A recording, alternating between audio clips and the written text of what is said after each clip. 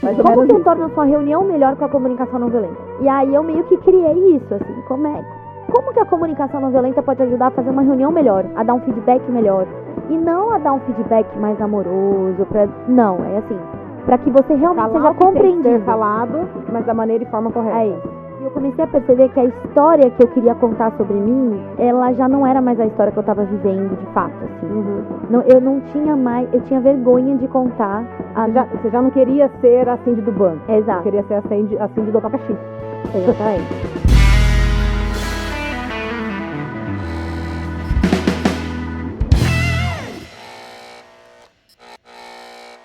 Olá, pessoal! Muitíssimo bom dia, boa tarde, boa noite! Mais uma quinta-feira, pontualmente, 6 horas da tarde, entregando aqui para você conteúdos de altíssima relevância, com os melhores e maiores nomes do mercado, para ajudar você a alavancar sua carreira, seu empreendedorismo, o seu eu pessoal, profissional. Por aqui, Tatiana Souza.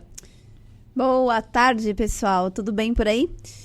Vamos lá, Daiane Andrade por aqui, e hoje a gente vai ter uma pessoa que a gente vai fazer aquele papo fluido de sempre, que é nada mais nada menos que filha do Fábio e da Andreia. Ela é casada com o Matheus. Durante a pandemia, ela adotou 3 gatos, é uma das paixões dela. É uma paulistana que ama o Rio de Janeiro, e hoje está com a gente a Cindy. Ei, seja bem-vinda! Obrigada, gente. Cindy. Obrigada pela tua presença aqui. Oi, pessoal que tá ouvindo a gente. Eu sempre gosto de me sentir um pouquinho mais perto da galera que ouve, apesar de ser quase difícil. Mas que esse oi aí chegue pra vocês como um oi quentinho, caloroso, um abraço. Obrigada, meninas, pelo convite. É um prazer estar aqui. Espero que o nosso papo seja o melhor possível. Não fiz roteiros, tô aqui pra gente falar o que vier. A gente brinca aqui que a gente faz tudo que é papo fluido. Vamos ver como é que a gente vai conhecer a sua carreira, né? E a gente, para começar a esquentar os tamborins, Cindy, conta pra nós como foi o seu início de carreira. E a gente sabe que você tem uma transição de carreira extremamente bacana para contar, então conta um pouco pra nós. Muito bom, o início de carreira é interessante, porque eu me formei advogada, então, né, meu começo de carreira em tese é como advogada. Mas antes disso eu já trabalhava, né? Então, o início mesmo de carreira acho que começou bem antes disso. Eu comecei a trabalhar bem novinha. Mas primeiro trabalho formal foi no direito. Eu fui fazer direito e muito numa ideia de fazer justiça no mundo. Então, eu tinha muito esses sonhos. Eu já vivia o mundo das ONGs desde muito pequena. Minha mãe fundou uma ONG há 35 anos que atua com população em situação de rua. Então, eu tive uma escola, né, de projetos sociais. Então, fui fazer direito meio que para fazer justiça no mundo, né? Aquele sonho. E aí, no meio da faculdade, eu trabalhei em alguns escritórios como estagiária.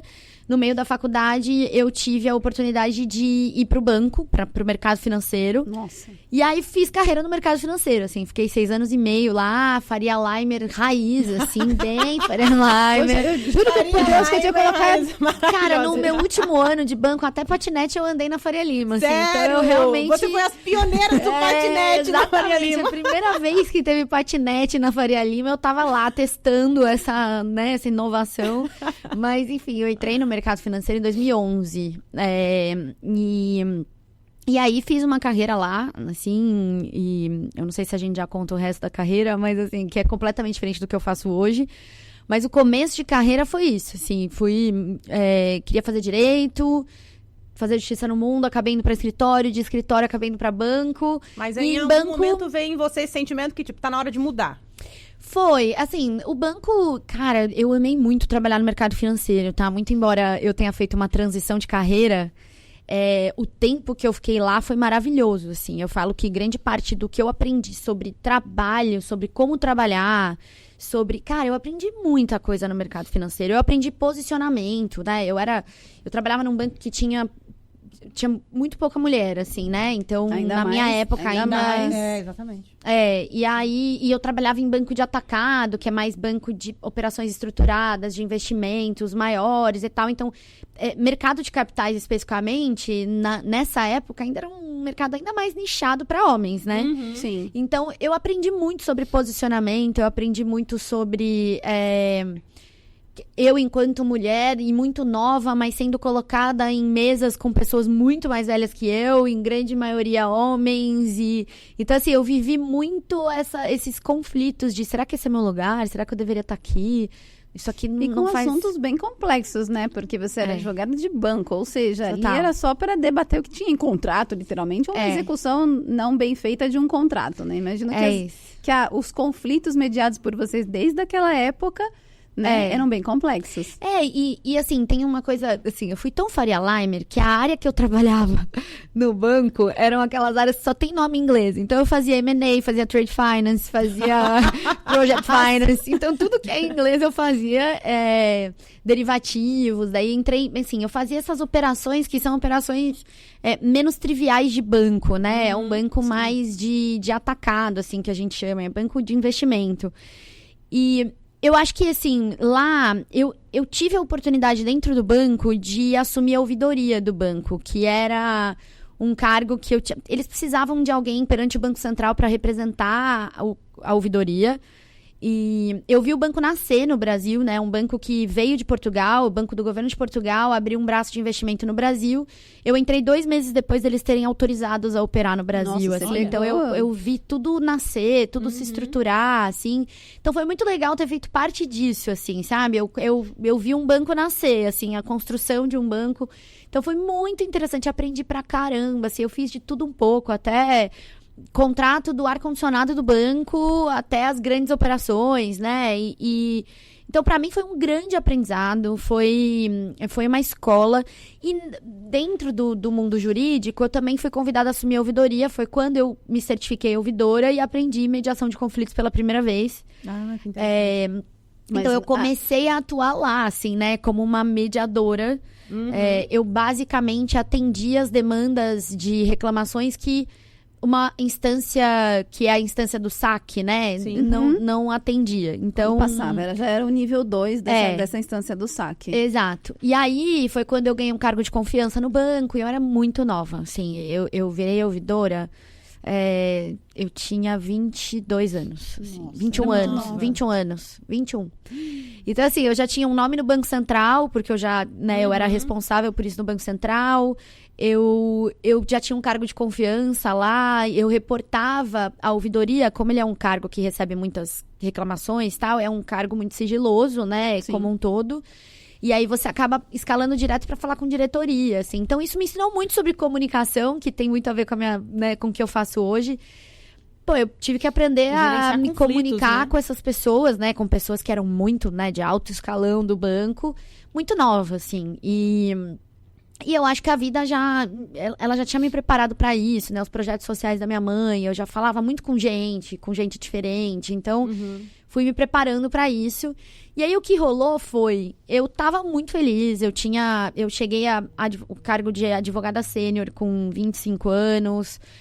25 para 26 anos, assim. Então, tudo foi muito acelerado na minha carreira de banco. Eu cresci muito, mas porque eu sempre fui muito ambiciosa, assim. E eu fiz as pazes com essa frase. Eu acho que, por muito tempo, eu ficava...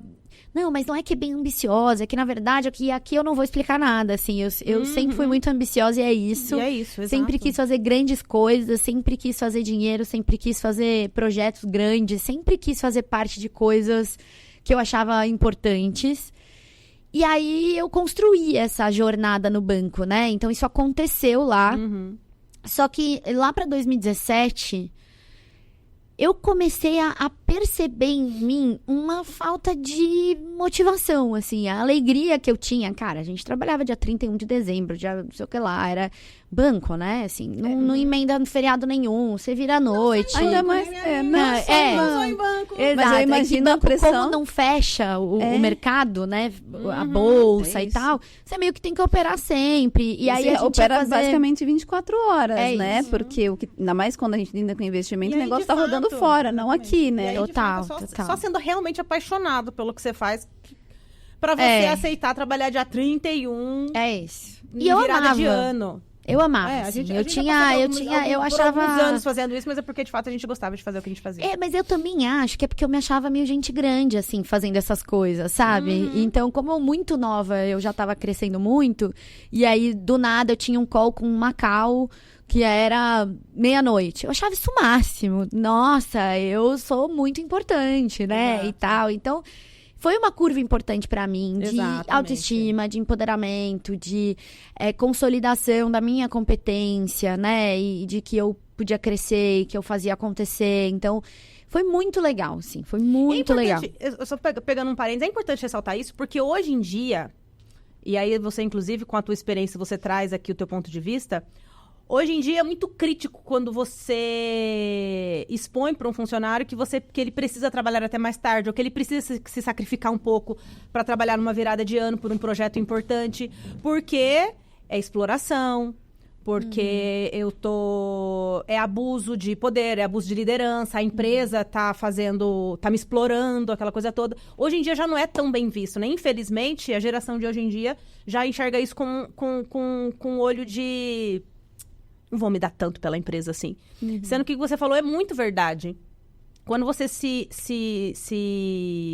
deixa disponível para viver isso, você se descola dos demais, né? De alguma forma, você se reafirma daquele profissional ambicioso e sempre, como você falou muitíssimo bem, ambicioso da palavra que ela tem que ser, da maneira correta que ela tem que ser. Você traçou uma meta e você quer chegar lá, e isso são passos que vai te fazer descolar.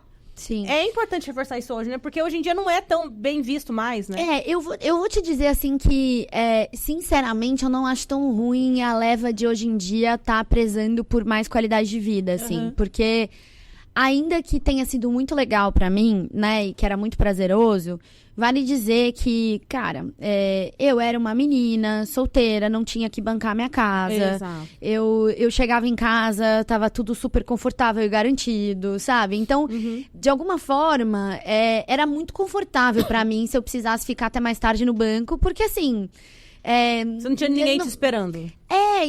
Todas as minhas camadas, né, de conforto, de luxo até, de ter uma casa, de ter, né, na época eu morava com a minha mãe. Então, assim, tem muitas coisas que permitiram que eu fizesse isso com prazer, né? Então, eu, de fato, acho que, como aqui é mais a minha história pessoal, né, assim, é muito mais a minha experiência, mas se a gente vai pro macro, eu não acho ruim essa onda de melhor qualidade de vida. Porque eu acho que poucas pessoas têm tantos, né, camadas de conforto como eu, que podem falar, tá tudo bem virar hoje à noite, porque amanhã eu vou chegar em casa, o meu café da manhã vai estar na mesa, porque a minha mãe vai ter feito uma comida pra mim. Sim. É diferente da grande maioria do Brasil, né, que não tem essa mesma estrutura. Então, tem isso, mas tem um outro lugar também que eu acho que eu fazia, não era necessariamente porque eu era obrigada a, assim, e de novo, isso não é um modelo de trabalho, né? Não tô aqui incentivando ninguém a virar à noite, tal, pelo amor de Deus, qualidade de vida. Se eu pudesse hoje dar um conselho pra Cindy de antes, inclusive, eu acho que essa é uma das coisas que eu teria dito, assim, pra mim, sabe? Eu basicamente era o meu trabalho, assim. E eu não tinha outra forma de me apresentar a não ser o que eu fazia. Assim, Você era a Você Cindy se do banco. definia. eu não fazia mais nada além disso. Tudo girava em torno disso. E eu não acho... hoje, né? Assim, claro, não me arrependo de nada. Mas eu não sei se esse é o modelo que eu diria pra alguém ter, sabe? Então, quando eu vejo uma geração que traz, né, muito mais essa pauta... cara, qualidade de vida, eu não acho tão ruim, assim, eu acho que também tem um equilíbrio importante, até porque essa Mas ideia... é importante a pessoa entender se realmente vai fazer parte da trajetória dela, porque uma coisa é a pessoa, a empresa está me obrigando, outra coisa é a própria pessoa entender que, putz, vai ser importante para mim isso, pro meu próximo passo. Exato, e desde que ela tenha uma estrutura que realmente garanta que isso vai ser importante para ela, né, porque assim, eu tava num lugar... que eu tinha reconhecimento, se eu me esforçava, né, se eu tava entregando as coisas, eu tinha pessoas pra conversar, essas pessoas reconheciam isso, eu tinha espaço, né, eu tinha voz, eu tinha escuta, eu tinha muitas coisas ali. Então, realmente era prazeroso, né. Mas tem um outro lugar que aí eu acho que tem muita gente infeliz no trabalho, tem muitos...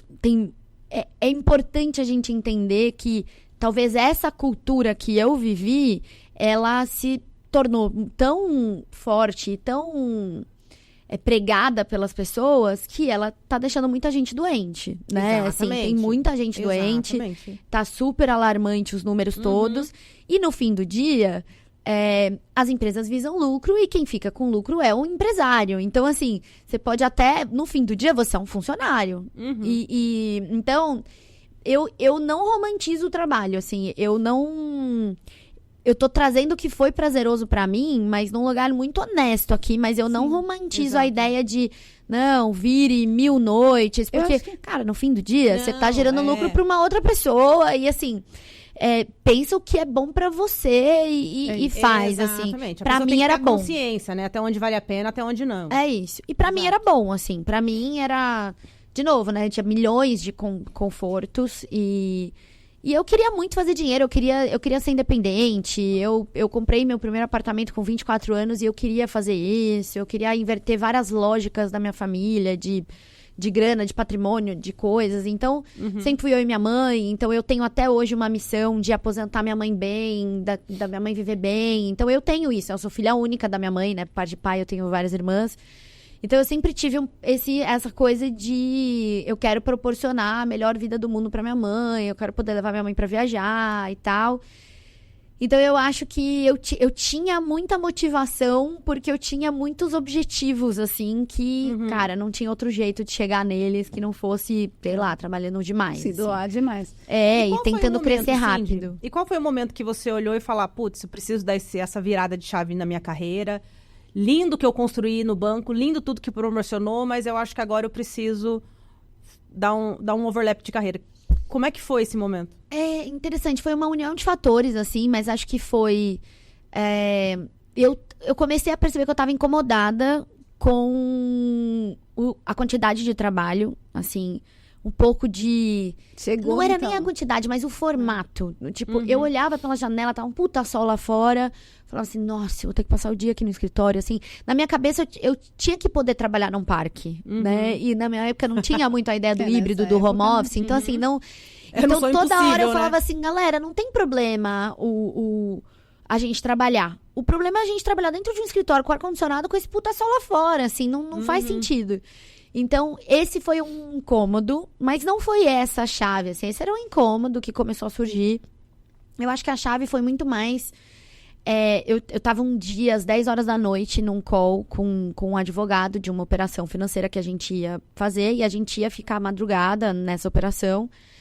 E aí eu virei pra ele e falei assim, cara, ele era de um escritório, né, externo, eu falei, sinceramente, a gente tava participando de uma operação de infraestrutura, que era financiamento de um negócio da cidade, assim, né, tipo uma linha de metrô. Ou seja, E aí eu virei pra ele assim, sinceramente, o quanto você acha que o que a gente tá fazendo aqui vai cumprir o objetivo final? Que é, por exemplo, uma linha de metrô que vai ajudar as pessoas a terem qualidade de vida e tal. Cara, é a terceira vez que esse projeto nasce e que não tem dinheiro suficiente, porque esse dinheiro, de alguma forma, foi desviado. E a linha do metrô não é construída. E a gente tá pela terceira vez estruturando essa operação. Então teve um incômodo de tipo, o que eu tô fazendo, o mundo não tá virando o ponteiro do mundo pra melhor. Total. Foi meio que assim, nossa, no fim do dia... Cara, a gente não tá fazendo nada de bom pro mundo, sabe? A gente cara, a gente tá fazendo... O que é isso? E aí me deu aquela conclusão que a gente não tá fazendo nada de bom pro mundo e também não tá sendo muito saudável pra mim, porque eu tô aqui 10 da noite, a gente provavelmente vai ficar aqui até, sei lá, que horas da manhã. A troco do quê? Assim, no fim do dia era... Por que a gente tá fazendo isso? Que eu acho que foi, né, o que eu chamo de choque de propósito. Era essa a minha pergunta. Foi um momento, assim... Sabe quando você enxerga as coisas e você fala assim, nossa... Você sai da roda automática de ir fazendo, olha pra você e fala... Nossa, que ruim. Não, acho que não era aqui que eu queria estar. Acho que não era aqui que eu queria chegar. Isso aos 25 anos? 26. 26 anos. 26. E aí foi quando...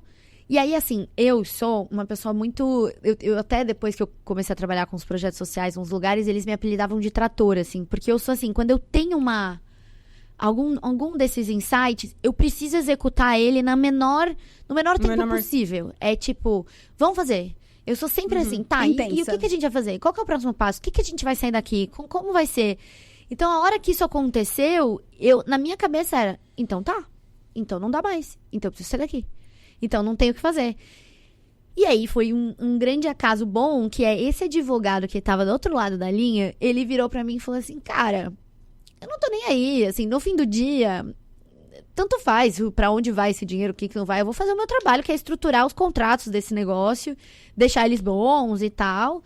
E aí ele falou, só que assim, como eu faço pra equilibrar a minha vida, eu gosto muito de viajar e eu faço parte de uma ONG. E aí eu falei, que ONG e tal, pô, minha mãe tem uma ONG há muito tempo, não sei o que, acho muito legal, mas me afastei, falei, mas me afastei, não sei o que lá dele. Cara, uma ONG muito legal, vai lá segunda-feira que vem. E aí ele me mandou a ONG, e aí eu descobri que essa ONG era de um amigo, assim, uma pessoa que eu conhecia desde os 17 anos e que eu nunca mais tinha visto. E ele tinha fundado essa ONG. Falei, caraca, é o Rafa. O Rafa fundou a ONG, é mesmo, ele já tinha me contado, mas eu no meio do turbilhão do banco nem dei atenção pra mensagem dele e tal. Vou lá. E aí, assim, mudou tudo. E aí, tanto é que todo mundo que me pergunta assim, cara, tô meio perdido no trabalho, o que eu faço, tal. Cara, se engaja em alguma coisa interessante, mesmo que de forma voluntária, porque você se descobre, assim, você descobre você, né? Porque quando você faz voluntariado, você faz muito mais o que você quer do que o que você precisa. E você ganha muito, então você se descobre. Não, muito, a retribuição é total, mas você também se descobre nesse processo, né? Então, pra mim, assim, a hora que eu cheguei na ONG e eu vi o que estava acontecendo ali e a gente começou a estruturar um projeto que era para apoiar empreendedores no Capão Redondo. Que sensacional. Que é uma comunidade em São Paulo bem grande, né? Enfim, tem um histórico de violência gigantesco e é uma potência. Mais de 1 milhão de pessoas moram nesse lugar. É uma potência de criatividade, de empreendedorismo, de gente muito foda que eu conheci lá. E aí a gente começou a ir pro Capão para apoiar empreendedores, voluntária, e eu lá no banco. Então eu ficava no banco durante a semana, à noite de final de semana eu tava atuando nesse projeto, que é o Projeto Abacaxi. E aí, assim, isso mudou. Abacaxi. E isso mudou completamente a minha visão de mundo, assim. Porque a hora que eu cheguei no Capão e o fato de eu ser advogada era uma parada quase celebridade, eu falei, nossa, tem alguma coisa muito errada com o mundo, assim. Porque eu sou uma advogada e eu cheguei num lugar em que ser advogado é uma... Cara, eu era uma entidade ali. Meu Deus, eu preciso saber se eu tenho direito a isso, se eu tenho direito àquilo, se eu não sei o que lá. E aí aquilo me deu um choque de... Que merda eu fiz com a minha carreira de aprender tudo sobre direito básico, direitos humanos, e de repente eu tô dentro de um banco, sendo que, cara, muito perto de mim, a menos de 35 minutos da minha casa, as pessoas querem saber se elas têm direito à aposentadoria. Incrível. Tipo, a gente falhou muito, né, assim, socialmente, quando a energia de uma pessoa que aprende sobre direito tá sendo colocada num lugar... Enquanto pessoas estão, assim, pessoas estão tomando golpe de conta de luz, assim. Eu ajudei uma pessoa no primeiro dia que eu fui no Capão, eu ajudei uma pessoa que ela não conseguia ter internet no celular dela, porque o nome dela tava no Serasa, porque alguém fez um gato na luz dela, da casa dela, e aí não estavam pagando a conta e foram lá e cortaram, assim... Uma coisa que você fala assim, meu Deus, essa pessoa tá sem luz, essa pessoa não consegue ter uma conta de celular, essa coisa tá com o nome no Serasa... Essa pessoa tá com o nome no Serasa. Essa coisa que a gente criou enquanto sociedade é muito maluca. É que você saiu da bolha, né? Acho que até nesse momento você ainda estava vivendo... É o que você trouxe na sua fala. Você tinha o conforto da sua casa, você tinha a sua mãe ali. Embora sua mãe com uma ONG, você tinha uma estrutura e você entrou dentro de uma grande estrutura financeira, ou seja, que todo mundo pensa mais ainda em banco, é muito mais forte o lucro ali, né? E a hora que você saiu disso, a hora que você pisou, que eu sempre falo, né? A experiência conta muito. Como é que você se torna mais empático? Se você conseguir vivenciar ser mais empático, né? Então, acho que a hora que você pisou no Capão Redondo, falou assim, eita, tem um mundo aqui que é bem diferente de andar ali no patinete. Total. E pra mim, assim, foi um negócio... Eu fiquei viciada nessa sensação que era ter consciência do meu papel e do contraste social que eu tava vivenciando ali. E olha que assim, eu já conhecia a população em situação de rua há muitos anos, eu já vivia esse contraste. Mas esse outro contraste que tinha a ver mais com o meu conhecimento... Você podia... E o quanto o meu conhecimento era muito visceral ali, era estrutural. Nossa, isso me deu um choque, assim, e eu ficava viciada em continuar indo pra lá e fazendo coisas acontecerem, não só jurídicas, mas de tudo. Eu fiz de tudo no Capão, assim. Aí você entendeu que podia ser multi, né? Cara, totalmente. E aí eu voltava pro banco. Imagina que eu passei muitos finais de semana no Capão, assim, muitos finais de semana. E aí, segunda-feira, eu chegava no banco. E aí, aquilo perdeu completamente o sentido, assim. Eu imagino. E eu não só não me sentia pertencente, como o jeito de falar já não era mais o que eu queria. Eu percebia que esse meu jeito de falar, né? Eu falo uns palavrões, eu falo assim, esse meu jeito de falar, ele era uma potência em outros lugares. E no banco, eu tinha que, né? Não, você tem que falar mais formal, você é advogada, então você precisa falar sobre os contratos que são... Sabe? E, de repente, eu ser eu era a coisa que as pessoas mais precisavam em outro lugar. Então, eu acho que essa conexão, pra mim, ela foi muito poderosa, assim. Ela foi... eu lembro disso com muita verdade, assim, com muita emoção, de que foi um momento pra mim, assim... de falar assim, tá, talvez eu tenha entendido pra que eu sirvo mesmo, assim, o meu chamado, né? Porque, e não num lugar de, eu sou a salvadora, não é nada disso, mas foi um processo meu comigo de, puta, tudo que eu aprendi pode ser muito mais útil do que eu imaginava. E aí e não só no direito, assim, tudo que eu aprendi na vida. Com a minha mãe, trabalhando, eu sempre fui, né, essa coisa de ser muito workaholic, de trabalhar pra caramba, eu comecei a colocar nesses projetos, então, assim... Eu pegava, o empreendedor que eu conheci, cara, vamos fazer acontecer. E era projeto que você viu o resultado, né? Porque você fazia os projetos que por conta de desvio de dinheiro não tinha o fim no banco. E em curto, médio prazo, você via o projeto sendo finalizado nas pessoas, né? Você via um resultado nas pessoas, né? Total. Incrível. Foi muito bonito, assim, esse processo, só que ao mesmo tempo, é isso, criou um abismo de... Cara, eu chegava no banco, não fazia o menor sentido pra mim estar ali.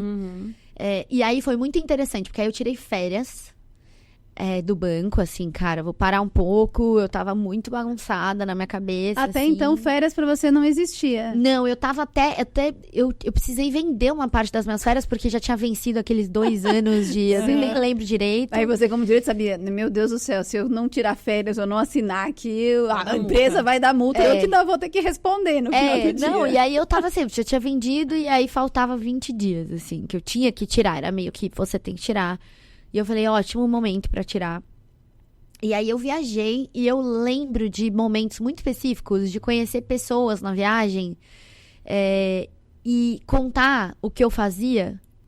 E eu falava muito rapidamente, não sei o que do mercado financeiro, mas eu faço parte de uma ONG, tem projetos com empreendedorismo e nananã e tal. E eu comecei a perceber que a história que eu queria contar sobre mim, ela já não era mais a história que eu tava vivendo de fato, assim. Não, eu não tinha mais, eu tinha vergonha de contar. Você já não queria ser a Cindy do banco. Exato. Você queria ser a Cindy do abacaxi. Exatamente. E eu acho que isso é muito interessante, assim. A hora que você começa a contar a sua história pra alguém, esse treino é interessante, assim. Tá legal. Como é que você se sente contando essa história? Você tá feliz contando ela? Você tá, né? O que você sente contando quem você é? E eu acho que pra mim esse foi um momento também de perceber que a história que eu tava contando sobre mim não era mais a história que eu queria contar, assim, não era mais assim de que eu queria contar pras pessoas, eu não me via mais no meu próprio discurso de apresentação, sabe? Eu já não via mais que aquilo era legal. Você, sou advogada no mercado financeiro, mas eu faço parte de uma ONG, e essa parte era tipo um mundo que eu queria muito contar pras pessoas e que... Então, eu cheguei de férias e no dia seguinte eu pedi demissão. E a sua família? Como é que recebe isso? Como é que a sua família recebe pra pedir demissão do banco, onde eu era o foguete da NASA e agora Cara, minha avó me deserdou no exato momento que ela soube, assim, deserdou literalmente, assim, não é minha neta e tal. Claro, hoje a gente se ama, ela é super orgulhosa da minha vida hoje, Mas ela deserdou, assim, falou que... Porque ela já me apresentava como diretora do banco pras pessoas. Tipo assim... Ela já dava aquela aumentadinha. Ela já tinha isso. Diretora do Banco de Portugal. Tipo assim, ela já criou um negócio pra ela. A geração dela foi impressa pra ser assim, né? Embora e o sua sonho mãe... da minha avó era ser advogada. Então tinha uma conexão muito maior. Ela se espelhou. Minha avó teve esse sonho, mas teve 5 filhos. Enfim, a história das gerações anteriores, né? De abrir mão de tudo pelo filho, pela família e tal. Então a minha avó, ela teve o sonho de ser advogada. Você era a representatividade do sonho dela. Então acho que era muito maior do que simplesmente a neta dela pediu demissão. Vocês quebraram um vínculo, não se falaram mais? Ela não quis mais falar com você, nada? Não, tipo assim. A gente ficou um tempo meio... Eu ficava assim, vó, pelo amor de Deus, tal. Mas ela realmente guardou isso, assim, dentro dela. Ela tava triste, ela tava decepcionada, assim, comigo. É como se você tivesse abandonado algo muito promissor. E Total. talvez na cabeça dela é muito mais era estável. E você tava indo para um mundo que talvez não fosse estável. E que aquilo podia machucar muito mais do que te dar resultados. Minha avó, eu acho que ela se conectou, hoje eu consigo compreender, né? Mas ela se conectou com medo, né? De tipo, eu tinha a esperança que ela ia conseguir trazer estabilidade pra mãe dela. Meus pais são separados desde que eu tinha 6 meses. Então, né, eu cresci com a minha mãe. Minha mãe sempre que cuidou de tudo, do meu sustento, das coisas em casa. E eu acho que pra ela eu queria que a mãe dela descansasse. Ela já tinha descansado, tá? Porque eu já trabalhava no banco, já tinha meu apartamento. A minha mãe já, assim... no fundo, essa lógica já estava invertida. Mas na cabeça dela, acabou a estabilidade. É o medo. Agora, a mãe dela vai ter que voltar a sofrer, sabe? Assim, então, eu não sei. Mas na cabeça dela criou essa coisa da sobrevivência. Excessiva, né? Então, pra minha avó foi isso. Pra minha mãe, eu lembro até hoje. Eu tava dentro do carro... Liguei pra ela e falei, mãe, eu pedi demissão. E aí ela falou assim, nossa, filha, mas coitados deles. Ela soltou uma coisa meio... Adorei! Tipo, foi alguém, foi outra pessoa, não foi você. Exato. Ela, nossa, mas e aí? Como que eles vão ficar? Eu, mãe, eu tô bem, tá? Assim, tipo, tá tudo bem e tal. Eles? Quem são eles? Mas mãe, é de um banco. novo, Tipo assim, pelo amor de Deus, ninguém vai... Só que assim, pro banco também foi desafiador, tá? Assim, eu fiquei 40 dias depois do meu pedido de demissão ainda no banco. Foi muito difícil, as conversas foram muito difíceis. Os diretores, né, levaram isso como uma traição, assim, pra eles. Porque eu era uma jovem no banco que eles investiram muito. Eu fiz pós-graduação pelo banco. O banco pagou metade da minha faculdade, porque quando eu tava na metade da faculdade, minha mãe teve uma questão de grana. E aí ela falou, filha, não tem como mais eu continuar bancando. E aí eu falei, tá, calma. Aí eu bati na porta do diretor do banco, falei assim, cara, eu não quero mais receber salário, eu quero que você pague minha faculdade. Eu trabalho só com vale alimentação, mas você pagando minha faculdade. E aí, depois de um tempo, ele falou, no mesmo dia à noite, ele falou, a gente vai bancar sua faculdade, vai manter seu salário. Então, assim, eu tive muito apoio do banco, né? O banco pagou metade da minha faculdade, pagou minha pós-graduação, investiu em vários cursos. Eu era uma jovem pro banco... promessa futura, né? Então, a hora que do nada, eu peço demissão, porque foi do nada, assim, eu não dei nem sinais. Eu tava nesse caminho, eu não dei nem sinais pra eles de que eu ia embora. Eu cheguei de férias, falei, tudo bem, gente, então, eu tô indo embora. Deles, mas o que aconteceu? Você conseguiu o trabalho? Eu falei, não, eu só não quero mais ficar. E aí, eu lembro que até o meu chefe direto, que era o diretor, né? Nessa época eu tava respondendo pro diretor, ele falou... Cara, mas você não quer ficar aqui enquanto você não acha outra coisa? Porque pra gente é interessante e eventualmente pra você também. A gente sabe que você não tem a família, né? Você não é herdeira, assim. Você não tem patrimônio, você não tem isso. Então, a gente conhece, né? Um pouco mais do seu contexto e tal. E aí eu falei, cara, mas se eu continuar no plano A e ficar com um plano B meio que, né? Segunda... Eu não vou entregar em nenhum dos dois lados. Eu nunca vou conseguir achar o plano B que eu quero. Então, eu falava pra ele, não, eu preciso parar e investir tempo pra entender o que eu quero. Eu não recomendo isso pra qualquer pessoa, tá? Assim, eu sempre falo, a minha transição de carreira não é um modelo a ser seguido. É só a minha história muito individual. E aí, o que aconteceu foi, eu fiquei lá mais 40 dias, tinha toda uma transição pra fazer. Eu tava com muitas coisas na minha mão, tal, e eu também não queria deixar ninguém na mão ali. Depois de 40 dias, fizeram uma homenagem linda pra mim, saindo do banco. Eu realmente construí uma história ali, né? Eu comecei com o banco começando, então eu cresci junto com o banco, assim. O banco foi crescendo e eu era parte daquilo, assim. E aí, eu pedi demissão, depois de 40 dias eu saí. Eu não sabia o que eu queria fazer, então eu não tinha um plano B. Eu não sabia que eu queria trabalhar com social, eu não sabia nada disso, assim. Você saí. se jogou no sentimento. Eu saí e falei, eu preciso descobrir alguma coisa. E eu lembro que eu lembrava de 2 histórias de 2 pessoas que tinham dado uma palestra nessa ONG, que eu era voluntária, contando transições de carreira e estavam trabalhando com uma coisa muito mais legal, ganhando dinheiro. Então, na minha cabeça, a lógica sempre foi, dá pra fazer uma coisa mais legal e ganhar dinheiro. Nunca foi, eu vou abrir mão de tudo, vou viver de água. Não, nunca foi isso. Luz agora, né? Nunca foi. Não. Tanto é que quando a minha avó ficou meio desesperada, eu falei pra ela, vó, eu não vou deixar de ganhar dinheiro, eu vou fazer dinheiro. Pode ficar tranquila, assim, se for o dinheiro a sua preocupação, cara, eu tenho milhões de habilidades, eu sou muito competente, estudei muito, eu tenho 1000 coisas que eu posso fazer. E aí eu lembro que eu assumi uns freelas, né, de advogada, de fazer cidadania para as pessoas, cidadania portuguesa, cidadania italiana. Eu comecei a fazer isso, fazer uns processos, assim, eu comecei a assumir umas coisas só pra não ficar sem nada. E aí, olha que interessante, né? Essa ONG que eu trabalhava, o presidente, que é o Rafa, que era esse meu amigo desde os 17 anos, ele ia pra Boston fazer um curso de uma metodologia super inovadora na época, que era a Teoria U. E ele falou, cara, eu vou deixar a ONG 2 semanas sem ninguém. Você pode cuidar, já que você tá, nessa transição e tal? Eu falei, posso. E aí ele falou, beleza, porque aí eu fico tranquilo, porque eram muitos projetos sociais que rolavam nessa ONG. Essa é uma ONG guarda-chuva que tem muitos projetos sociais. E aí eu falei, beleza, ótimo, porque eu não quero ficar em casa, e aí eu fico trabalhando daqui, perfeito.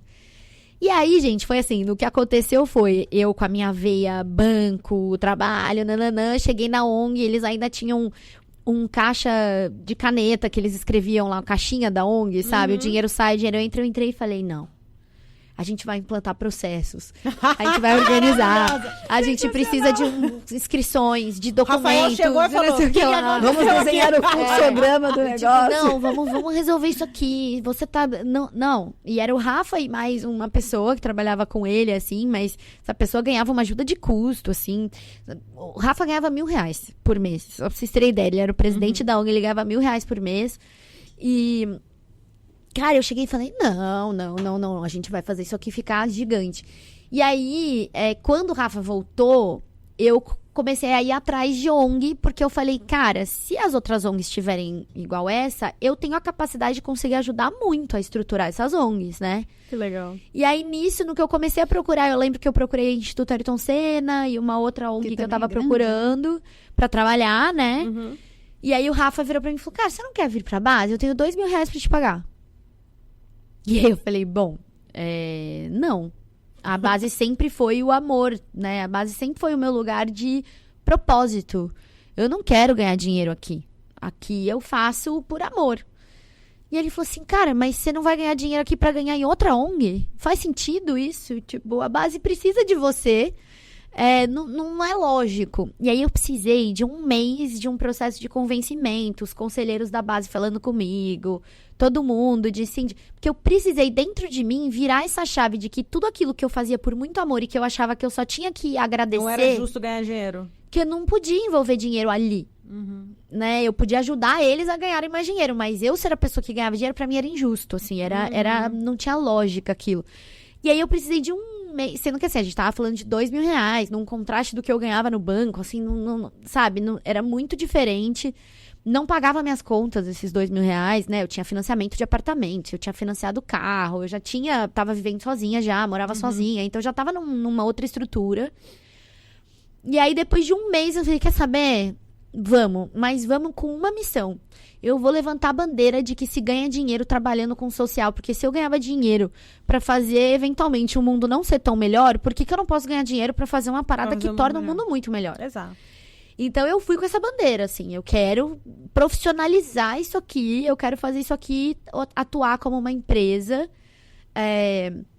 pra gente provar que funciona. E aí eu virei diretora da base, Base Colaborativa é o nome da ONG, fiquei 5 anos lá como diretora, fiquei de 2017 a 2022. E a base faturava R$170 mil o ano quando eu cheguei.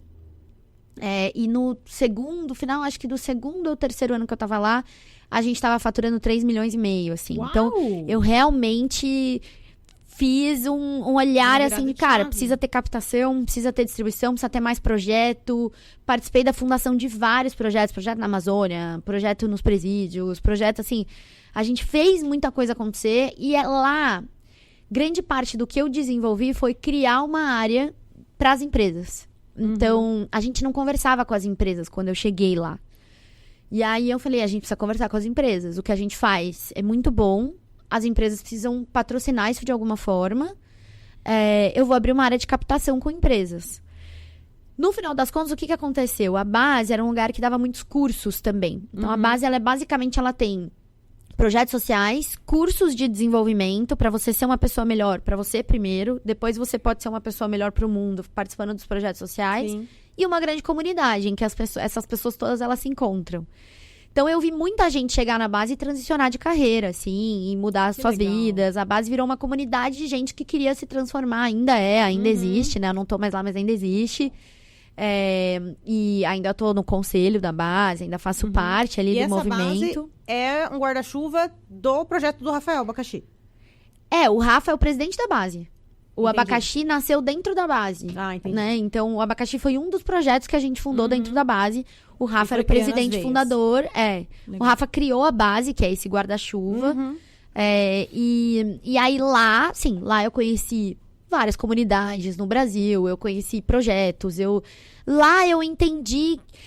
Estar lá, eu vi essa frase ontem, eu tava na base ontem, né? E aí, sempre quando eu tô em São Paulo, eu moro no Rio, né? E sempre quando eu tô em São Paulo, eu quero estar lá, porque lá é realmente... Até porque eu falo que eu quero nutrir esse lugar, porque eu gostaria que os meus filhos crescessem num lugar como esse, assim. Legal. Porque eu acho que, do mesmo jeito que me transformou e que me conectou com uma rede de pessoas legais, né? Ontem eu ouvi uma frase de uma pessoa que falou, cara, a hora que eu entrei na base, eu olhei para aquelas pessoas e eu falei, o mundo pode dar certo. Então é quase um lugar que você olha assim, você fala assim, se o mundo fosse esse microcosmo, o mundo pode dar certo. Assim, aqui muitas coisas acontecem. Exatamente. Então eu vivi 5 anos tendo muita esperança no mundo, porque eu ao mesmo tempo que eu lidava com os grandes problemas do mundo, né? Então, cara, incêndio em comunidade, a gente saía correndo, a gente ia. Eu não tinha mais final de semana, não tinha mais noite, eu não tinha mais nada, né? Eu vivia pelos projetos sociais. Mas antes eu vivia pelo banco, né? Exato. E depois o que virou agora eu tô dedicando meu tempo a realmente transformar coisas que são estruturais. E aí a gente profissionalizou a base. Então, a base realmente se profissionalizou muito.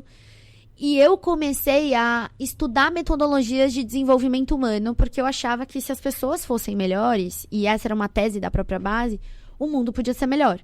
E aí eu conheci a comunicação não violenta. O Rafa trouxe a teoria U. Logo que eu entrei na base, o Rafa trouxe a teoria U, que era uma outra metodologia de desenvolvimento humano. A gente começou a estudar essas coisas, ensinar para os voluntários. Os voluntários começaram a pedir cursos disso para os amigos poderem fazer. Nisso, a gente abriu turmas desses cursos de comunicação não violenta, teoria U e psicologia positiva.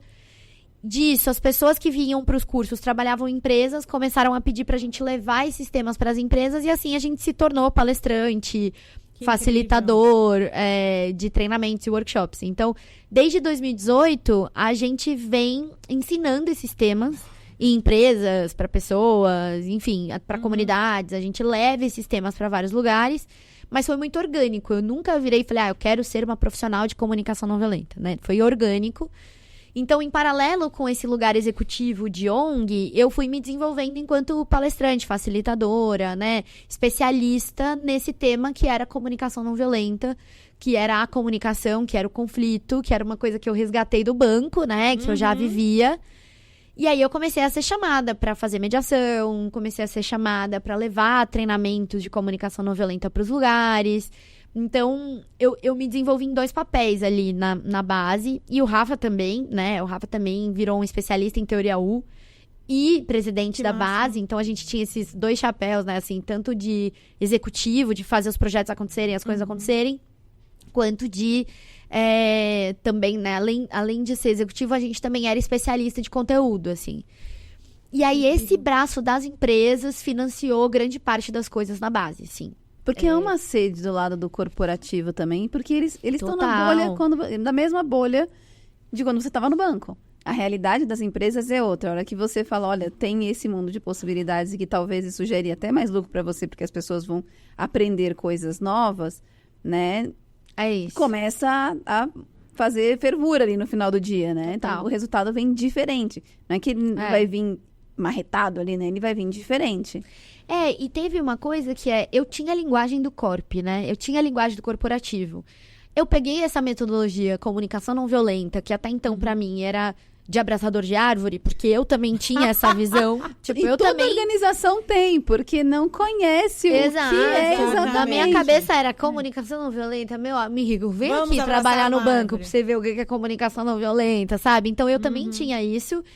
Mas a hora que eu conheci a parada, eu fiquei assim, nossa, mas isso aqui pode ser muito bom pra aquela galera.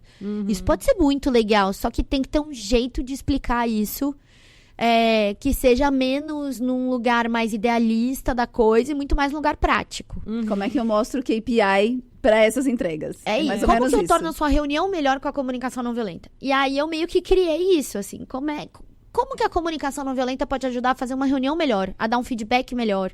E não a dar um feedback mais amoroso, não, é assim, para que você realmente seja compreendido. Tem que ser falado, mas da maneira e forma correta. É isso. E aí eu entendi que a comunicação não violenta, ela é uma mistura de linguagem e pensamento, né? Então tem a ver, influencia como você pensa, mas tem a ver com o que você fala. E essas duas coisas precisam estar conectadas, tá? Porque muita gente aprende a comunicação não violenta, não muda a forma de pensar e usa a CNV como forma de manipulação. Então, você precisa inverter a lógica, né? Você precisa, de fato, mudar a forma como você enxerga as relações para você conseguir mudar a sua comunicação. Então, não é só o jeito de falar. Mas eu comecei a perceber que dava para pegar essa sabedoria da CNV e transformar isso num treinamento que torne a vida das pessoas melhor no dia a dia, assim. E mais prático. Então, eu fui para essa linha. Eu peguei a CNV, comecei a transformar ela, e aí também mergulhei na mediação, fiz pós-graduação em mediação de conflitos, comecei a entrar no lugar da mediadora e a aplicar a CNV na mediação, né? E aí ver que funcionava, e eu, então eu posso explicar isso para as pessoas. E aí eu comecei a contar, a treinar as pessoas, e é o que eu faço até hoje, né? Então, assim, já foram, sei lá, mais de 70 empresas, mais de 15 mil pessoas, que eu tô lá ensinando as pessoas como é que ferramental de comunicação ajuda elas a tornar a vida delas melhor. Pra mim, é isso, assim. O fato da gente não saber se comunicar direito, porque ou a gente se comunica com base na ameaça, né, na imposição, no medo, em fazer com que como que eu faço com que as pessoas façam o que eu quero que elas façam? Gritando com elas, impondo ou ameaçando elas. Né? Então, basicamente, a gente tem essa lógica. Na CNV, a gente inverte essa lógica pra como eu mostro para as pessoas que elas vão contribuir se elas agirem diferente. Então, sai da lógica de quem tá certo e quem tá errado. E se eu tô errado, eu faço as coisas pra eu não ser o errado mais, pra eu ser o certo, pra eu ser o bonzinho da história, pra eu evitar ser a vilã. Pra uma lógica de por que isso aqui faz sentido pra vida ser melhor mesmo, pra todo mundo? Porque é um saco ficar brigando pra quem tá certo e quem tá errado. É mesmo importante a gente definir quem tá certo e quem tá errado? O que muda no mundo? Tipo, isso vai construir o quê? No fim do dia, se eu falar assim, desculpa, eu errei. Da onde a gente sai daqui? Tipo, o que muda daqui? Então, eu acho que a CNV, ela me abriu... O que muda não ser um ego mais inflamado, né? Pra cada vez mais a pessoa ficar buscando essa autoafirmação que eu sou certo, eu sou certo. Exato. Né? E é o que a gente estuda... Falando, né? Hoje, infelizmente, a atualidade das empresas é muito mais em gerenciar egos do que qualquer número, planilha e corporação. Que é o que eu chamo de gestão reputacional, né? Inclusive, na mediação de conflito, quando eu medio... Cara, eu preciso primeiro sair da gestão reputacional para eu conseguir mediar o conflito. Porque mediar um conflito? A empresa te contrata e fala, Cindy, eu preciso mediar um conflito porque eu estou com conflito. É isso. Ou, às vezes, entre os sócios, às vezes entre os diretores, às vezes entre um divórcio? Você fica tentando Como me conta? Cara, assim, tem uma técnica, né? Tem uma estrutura pra isso. Eu faço primeiro conversas individuais com as pessoas envolvidas no conflito. Nem sempre são só 2 pessoas. Às vezes tem 4 pessoas envolvidas no conflito, né? Mas então, a empresa te contrata, sei lá, uma empresa de advogados. Sei lá, 4 sócios. a dor da Sim, empresa preciso de ajuda. tem pessoas que não estão conseguindo se comunicar. Porque tudo é conflito, tudo é briga, não tem conversa entre essas pessoas. afeta E eu preciso de ajuda, resultado, porque elas né? são boas. Exato. Eu não quero perder, eu não quero mandar embora nenhuma dessas pessoas. Eu quero que elas continuem aqui. Mas a gente tá vendo que a gente não consegue se entender. É quase assim, a gente não consegue se entender, a gente precisa de ajuda externa. É tipo, eu não consigo me entender, eu preciso de um terapeuta. A gente não consegue se entender, eu preciso de um mediador. É meio que isso. A gente até tem que quebrar esse tabu, porque muita gente fala assim, nossa, chegou um mediador, então quer dizer que o problema é... Era a minha próxima Cara, pergunta. A pessoa que vai ser colocada ali nessa suposta terapia, ela sabe que a conversa vai ser como uma mediadora? Tipo, olha, eu contratei um mediador para lidar com a Elas gente. precisam aceitar. Eu não entro em mediação de surpresa, assim. Entendi. Oi, Ou cheguei. como se você fosse uma... eu sou uma pessoa do RH que eu vim te ajudar. Não. Não. Olha que interessante. Isso eu não aceito. Assim, o processo de mediação nem funciona nessa lógica, né? Eu preciso que as pessoas entendam e entendam a importância que é ter um apoio externo. E o benefício que elas vão ganhar com isso, né? Total. Acho que a coisa mais importante é com que elas consigam compreender que o benefício existe. Não, e pra elas, às Porque vezes, é pode ter tudo que aquela elas questão precisam. Aquela questão da pessoa ser reativa, né? Nossa, colocou um mediante aqui, se isso não der certo, eu vou ser mandado embora. E sim, você começou a fazer isso difícil antes não da dar pandemia, né? Você começou a fazer isso bem antes da pandemia. Foi. Né? Mas você sente que depois da pandemia isso ficou mais latente? Cara, eu vejo que depois da pandemia as pessoas começaram a pedir mais ajuda nisso. E eu achei isso bom. Porque eu não acho que aumentou. Eu acho só que as pessoas abriram espaço para falarem. A mesma Exato. coisa da saúde mental. Eu acho que a pandemia, nesse sentido, ela empurrou as conversas sobre isso.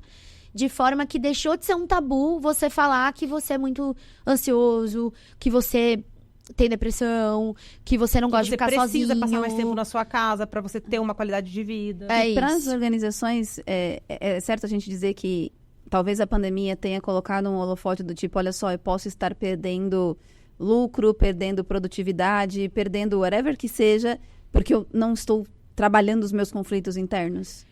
Com certeza, a gente tem estudos agora, né? Então, sei lá, o Google fez um estudo gigante, agora não, né? Não é tão recente, mas que chama Projeto Aristóteles, que Todo é mundo fala dele. o estudo que, né, ele faz um paralelo exato entre performance e segurança psicológica. E a segurança psicológica é basicamente você conseguir ter conversas honestas sem ter punição envolvida, sem ninguém ser punido pelo que falou. E eu acho que precisa de musculatura para fazer isso. Você precisa treinar essa musculatura e, às vezes, ter o apoio externo de um mediador ou de um treinamento, que é o que eu dou, ajuda as pessoas a criarem esse ambiente. Porque, no fundo, todo mundo acha importante. Ninguém fala assim, esse negócio de segurança psicológica. No fundo, a pessoa sabe que é importante. O que ela só não sabe é como implantar. Então, ela prefere se proteger desse assunto. Do tipo, não, isso aí não é pra mim. Porque ela só não tem a ferramenta. E por não ter a ferramenta, ela prefere nem entrar nesse assunto. Porque muita gente não consegue dizer, não sei como fazer, né? Exatamente. Preciso de ajuda. Esse acho que é o primeiro Então, tabu. é um negócio também que desencadeia, né? Porque às vezes o cara já tá numa posição de líder e ele não quer achar que isso é importante, porque o chefe dele não acha isso importante, então ele precisa seguir a liderança acima dele. Então, por mais que ele acredite que possa ser bacana implementar, ele fala, não, eu preciso seguir a linha daqui. E é um negócio que desencadeia. Aí a pessoa de baixo também acha importante, mas meu chefe não acha importante. E aí fica aquela coisa desencadeada dentro da empresa, que é uma coisa de, não, aqui eu preciso ganhar dinheiro, trabalhar e da porta pra dentro, preciso ser outra pessoa. E de fato não tem funcionado. Mas eu vou te falar que eu tive uma experiência, porque assim, em 2022 eu saio da base, né? Então, pra fechar o ciclo carreira e conectar com isso, em 2022 eu saio da base pra ir assumir uma área de uma startup, que era uma startup, que trabalha com projetos de educação básica no Brasil. Então, leva nivelamento de português e matemática para crianças, jovens e adultos, porque a gente tem um problema que é uma vala muito profunda, que não é só a questão de que a gente vai ter mais vagas de tecnologia para pessoas. E aí não é só qualificar essas pessoas em tecnologia, porque uma parte que ninguém traz, que é cara, qual que é a sua intenção na conversa e o que tá passando na sua cabeça antes de começar a conversa? Por exemplo, cara, eu vou ter uma conversa e eu tô há 3 dias tentando pensar qual o jeito de tornar essa conversa melhor e eu de fato não consegui estruturar um jeito de falar direito pra você algumas coisas, porque eu me importo muito com como essa conversa vai rolar, mas ao mesmo tempo eu não sei o melhor jeito de falar. E eu preciso te falar que não tá dando certo por conta disso, disso. E aí, então começa contando toda essa parte de, sei lá, num relacionamento, assim... Cara, eu preciso te contar uma coisa que não foi legal, mas eu não quero arriscar a nossa relação. Eu tenho medo das consequências dessa conversa. E por medo, eu até pensei em não ter essa conversa, mas pra mim é tão importante ter, que eu tô assumindo esse risco e eu tô aqui. Cara, esse começo vai mudar completamente a conversa. Porque você começar a falar... que você se importa, né? Exato. Então, acho que a primeira coisa é estrutura esse começo. Fala aquilo que você diz que é politicamente incorreto, que você não deveria falar. Eu tô insegura pra essa conversa, é triste pra mim começar a falar sobre isso. Expõe é o que difícil. você tem na cabeça, que é o que você falou. Fala o que vem antes e que normalmente a gente fala assim, não, eu preciso estruturar a conversa perfeita, então essa parte eu só penso. Não, fala essa parte, fala, porque essa parte ela pode guiar muita coisa. E depois disso, começa com fatos. Cara, começa com fatos, assim... Começar uma conversa com as coisas não estão indo bem, você sabe. Cara, na hora que você faz isso, a pessoa, ela... Como assim as coisas não estão indo bem? Como assim eu sei? O que eu sei? O que é não tá indo bem? Eu não sei. A pessoa, ela começa a criar tantas armaduras que ela nem te ouve mais. E aí não é estratégico, entendeu? Então começa com fases, faz 3 dias que a gente tá assim, assado, aconteceu isso, e não sei o que lá. E por conta disso, eu queria te contar que putz, eu preciso que seja diferente, não dá mais pra ser desse jeito. Como a conversa acontece, ela começa pelo final. Precisa ser diferente, não dá pra ser desse jeito. A gente faz a conversa só nesse trecho. Cara, todo esse mundo antes é o que muda a conversa. E é o estabelecer combinados, né? Os combinados. O nosso tempo voou, gente, basicamente falando. Eu nem percebi. Caraca, a gente gravou. Nem sei se era pra gente falar sobre isso, né? De repente a gente tá falando sobre o que a gente quiser. A gente brinca. Mas a ideia é exatamente essa. A gente sempre fala que esse sofá é um divã. Porque a sua experiência conta e contou pra caramba. E exatamente a gente deixa a pessoa confortável pra que o assunto flua. E fluiu, né? E fluiu, que a gente nem viu o tempo passar. Não, nem viu. Eu nem falei o que eu faço hoje, né, no caso. Porque a gente tá terminando o podcast com eu sendo a gestora de vendas lá da startup. Então, mas é nossos últimos minutos. Como é que finaliza a carreira? Finaliza o podcast. Mas como que está a Cindy hoje? Porque eu quero que você dê esse recado final, porque é importante as pessoas terem esse sentimento de tipo assim, o que eu faço... vai ter o benefício final para alguém. O que eu faço hoje é proposital, intencional para a vida de alguém. A Cindy hoje tem esse encontro com ela mesma? A Cindy hoje é realizada diferente da menina de 26 anos que abandonou o banco? Total. Muito. Inclusive, eu converso com algumas mulheres, mães, né? Eu tô nesse plano futuro aí de maternidade. E aí uma das coisas que eu converso muita gente tem várias questões com a maternidade. A minha cara, eu amo tanto o que eu faço que eu já tô vivendo um luto precoce de parar de fazer isso por um tempo, sabe? Pra me dedicar à maternidade e tal. Eu sei que depois vale tudo a pena. Você fala, nossa, isso nem era tão legal assim enquanto ter um filho, sei lá. Mas, no fundo, assim, hoje o que eu faço, né? Eu saí dessa organização, dessa startup, continuo lá como sócia, né? Mas saí da operação em 2023, no ano passado, saí em junho, porque eu não estava conseguindo conciliar os projetos de comunicação, mediação de conflito, com ser diretora de uma startup, era muita coisa. E aí, eu nesse processo de preciso de mais qualidade de vida, quero ter mais tempo pra mim, né? Eu já tava namorando com o meu atual marido, então queria me dedicar a isso. Eu sempre fui uma pessoa que o trabalho era eu. E aí eu comecei a perceber que eu não queria ser só o meu trabalho, eu queria ser mais coisas, sabe? Eu queria ser a namorada do Matheus, eu queria ser a pessoa que gosta de ir pra praia, eu queria ser a pessoa que gosta de jogar futevôlei de manhã, eu queria ser várias versões de mim que eu não estavam cabendo, porque era muito trabalho. Era cuidar de uma startup, ser palestrante, nananã, estão toda hora viajando. E aí eu fiz a decisão de sair da empresa pra tocar esses projetos, porque justamente eles me chamavam mais, eles faziam mais parte de quem eu sou. Então, hoje, eu tenho a minha empresa, que leva treinamentos, workshops, experiências, pra treinar as pessoas nessas ferramentas, nessa musculatura de comunicação, conversas difíceis, feedbacks. E sou mediadora, né? Então, também faço... Legal. E mora no Rio de Janeiro. E moro no Rio de Janeiro. E casei faz 2 meses. E... Aliás, eu vou deixar todo mundo curioso, tá? Só pra pegar o gancho. Ela fez um casamento lixo zero, mas ela não vai contar, porque não vai dar tempo de contar. Mas se ficou curioso, comenta aqui que ela volta. A gente traz o segundo episódio. É isso. Eu vou postar. Inclusive, sai um vídeo do casamento lixo do negócio lixo zero que a gente fez. Eu vou postar em breve no meu Instagram, contando como foi. Mas aí, hoje eu tô casada com o Matheus, tô morando no Rio com as nossas gatinhas, curto muito mais a praia e trabalho com esses projetos, assim, né, que eu amo. É difícil falar que eu amo conflito, mas eu trabalho com isso, eu amo, eu aprendi a gostar. Eu acho que no conflito as pessoas falam que elas não falam em nenhum outro lugar. Eu acho que o conflito é um lugar muito poderoso de honestidade, de humanidade. Eu vejo no conflito as pessoas sendo quem elas são e eu acho muito bonito quando a gente consegue um espaço pra ser quem a gente é, assim. E aí, claro, com a ajuda de uma mediadora fica tudo mais bonito, né? Porque, assim, ela só conflitando é triste. Exato. Mas como eu sei que eu consigo apoiar, né? A proposta da mudança. Eu acho que... E aí eu trabalho com isso. Tenho feito um trabalho, já faz 2 anos, de implantação de cultura de paz em escolas. E aí isso tem sido uma parte bem legal do que eu tenho feito, assim, que é pegar tudo isso... Mas como é que a gente prepara as crianças para elas já crescerem com essa habilidade de mediar seus próprios conflitos, de se comunicar melhor, de sair dessa lógica de ameaça, punição, castigo, para uma lógica mais de consequências. O que eu faço tem essa consequência, eu quero assumir esse risco, eu não quero, né? Porque hoje a gente fala para uma criança, não faz porque não faz.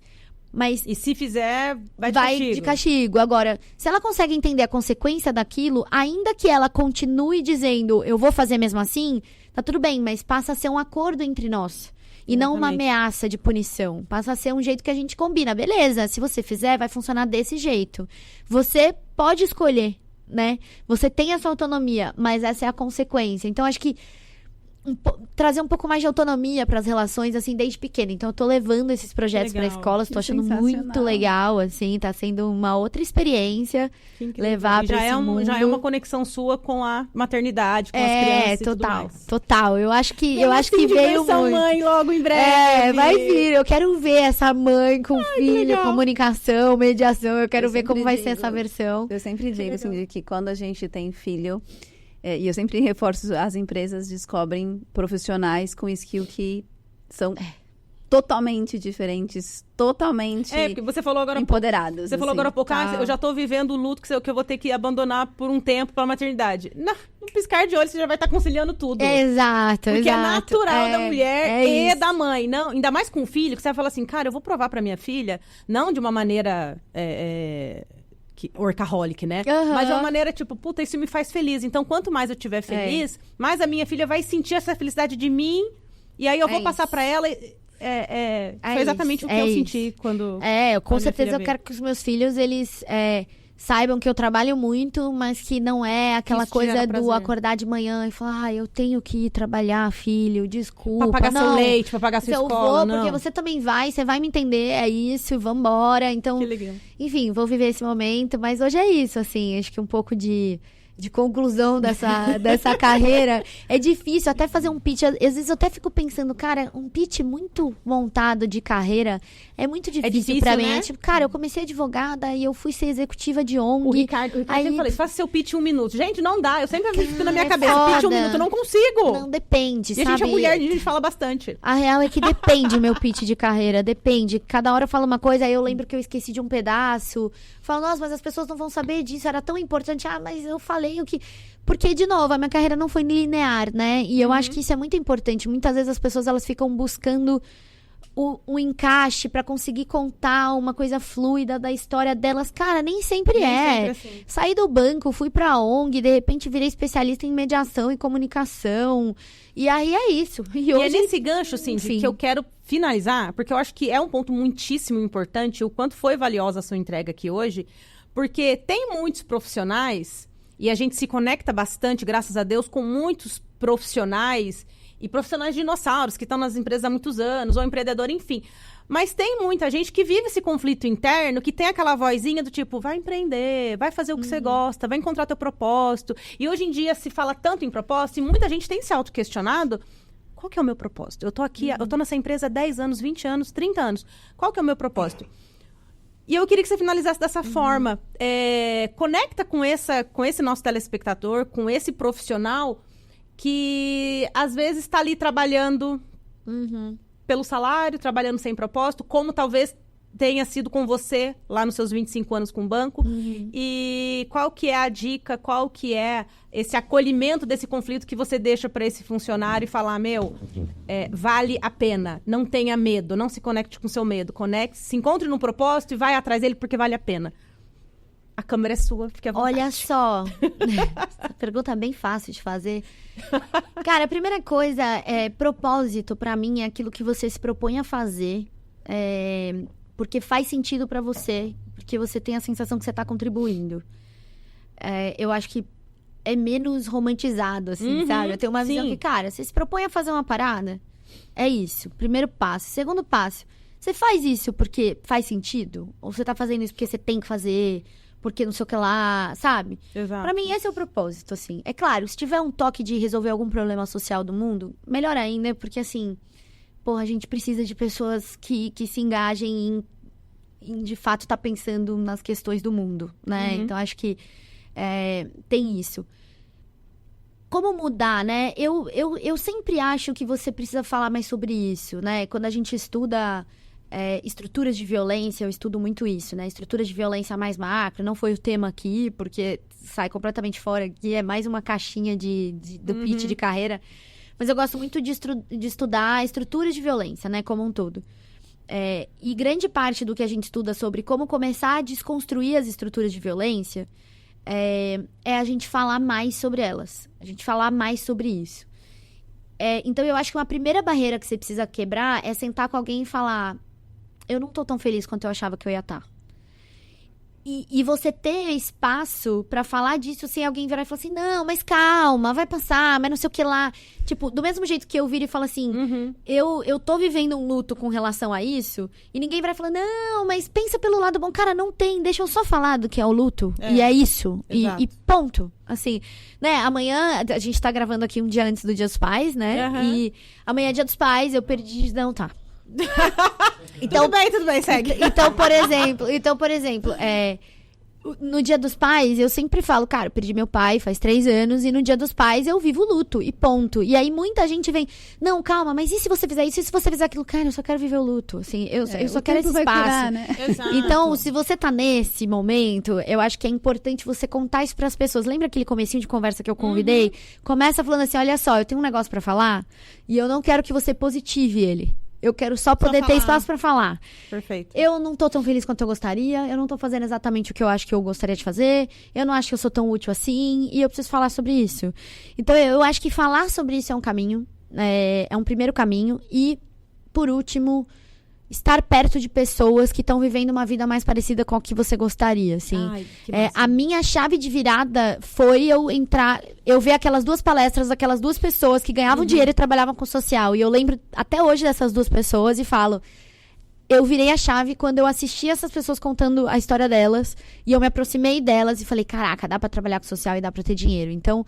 Eu acho que é isso. Você precisa... Não adianta, você tá na bolha do mercado financeiro, você tá infeliz, você vai continuar saindo com as pessoas da bolha do mercado financeiro, meu amigo, você vai ficar infeliz na bolha do mercado financeiro. Exatamente. Você não vai sair. Exatamente. Então, você precisa mudar o seu ambiente, né? A neurociência diz isso. Culpa de estar infeliz, né? Porque, cara, eu estou na bolha do mercado financeiro, como é que eu não estou feliz? Exatamente. Né? Aí você coloca a culpa ainda... Você tá infeliz e ainda bota uma culpa Você vai se comparar, porque tem um monte de gente feliz ou que diz que tá feliz. E aí você vai entrar num looping horrível de violência com você. Então, acho que é isso. Busca gente que tá vivendo uma vida mais perto da que você gostaria de viver.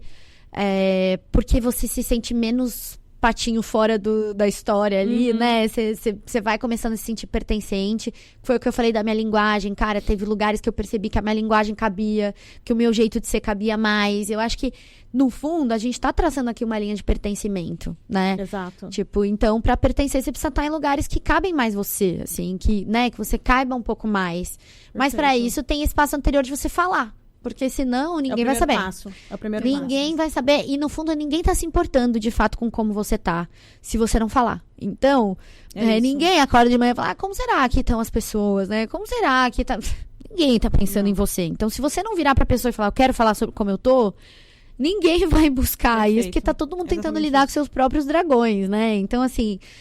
falar sobre isso e estar perto de pessoas que estão mais perto do que você quer ser, assim. Eu diria isso. E vambora, assim, eu acho que a gente precisa de gente mais feliz, assim, o mundo precisa, porque mundo já precisa tem... de pessoas felizes. Porra, já tem muito problema no mundo pra você ser mais um, você precisa fazer parte da solução, cara, assim, a real é essa, então... Cindy, muitíssimo obrigado pela sua presença, o tempo ruge, já é um convite para um próximo, porque tem assunto lá na nossa agendinha, ficou assunto pendente, então já fica aqui, teremos que ter um segundo momento.